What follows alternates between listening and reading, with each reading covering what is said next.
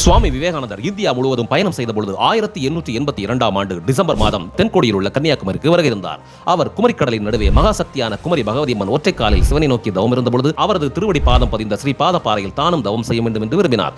இதற்காக அவர் அங்கிருந்த மீன்பிடி படகோட்டியிடம் அங்குள்ள பாறையில் இறக்கிவிட முடியுமா என்று கேட்டார். அதற்கு அந்த படகோட்டியோ பணம் கேட்டார். ஆனால் அவருக்கு கொடுக்க தன்னிட பணம் இல்லாததால் கடலுக்குள் அப்படியே குதித்தார் சுவாமி விவேகானந்தர். அலைகளுக்கிடையே நீந்தி சென்று குமரி அம்மனின் திருவடி பாதம் பதிந்த ஸ்ரீ பாத பாறையில் அமர்ந்து அங்கிருந்து பறந்து விரிந்த பாரத தேசத்தின் நன்மைகளையும் அதற்கு தான் செய்ய வேண்டிய கடமைகளையும் எண்ணி தவம் செய்ய தொடங்கினார். டிசம்பர் மாதம் 24ஆம் தேதி தொடங்கி 26ஆம் தேதி வரை 3 நாட்கள் அன்ன ஆகாரமின்றி கடும் தவம் இருந்தார்.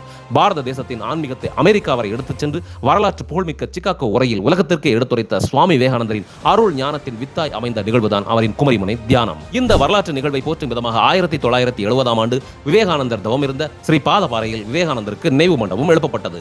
இன்று இந்தியாவின் மிக முக்கியமான சுற்றுலா தலங்களில் ஒன்றாக திகழ்கிறது கன்னியாகுமரி விவேகானந்தர் நினைவு மண்டபம்.